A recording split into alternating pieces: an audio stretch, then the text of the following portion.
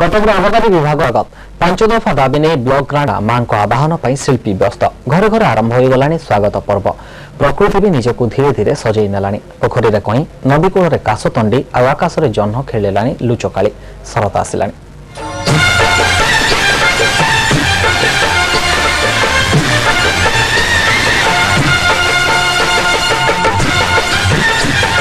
देवी आसिए धरा पृष्ठर अन्याय अनीतिर विनाश कर न्याय धर्मर संस्थापन करेंगे।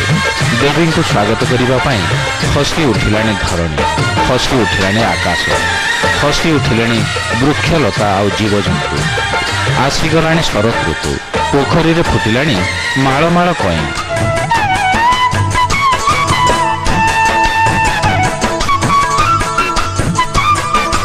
नदी कूल गाँ रास्ता कड़े रूपार ढेउ खेलाइला काशतंडी निजक सजई ने प्रकृति राणी ए ऋतु पानी पवन आकाश सबुठी गोटे स्वच्छ शुभ्र और स्निग्ध वातावरण खेली जाए।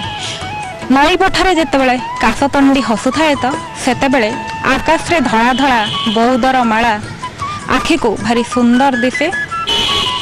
नईर जल मनीषर सते जेमिति मुह नुह तो मन भी दिशुए। मंदिर में जमिला शारदीय पूजार आसर गाँव में महकिला चुआ सिंदूर सुगंध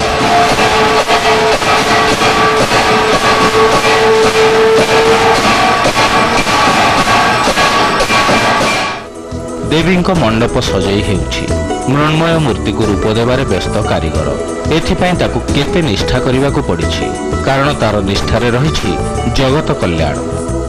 दशहरा प्रस्तुति माने दशहरा पूजा तो सब जगह गाँ टू सहर पर्यंत सबुआड़े तो पूजा हुए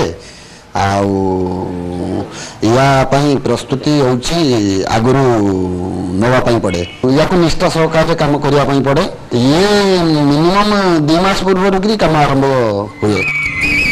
गाँ ठार सहर जाए शीतल स्पर्श देउछि शरत मनरे फुटाउछि असरंती आनंद प्रकृतिर अपरूप शोभा भितर आद्या शक्ति पार्वण को अपेक्षा करिसेंते समस्ते।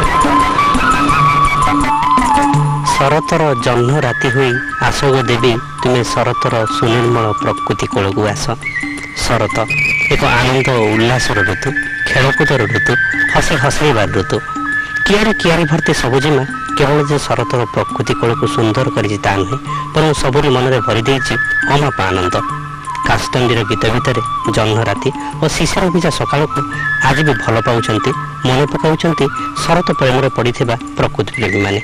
बालेश्वर कैमरा पर्सन ज्ञानेन्द्र शक्ति शंकर दास ओटीवी।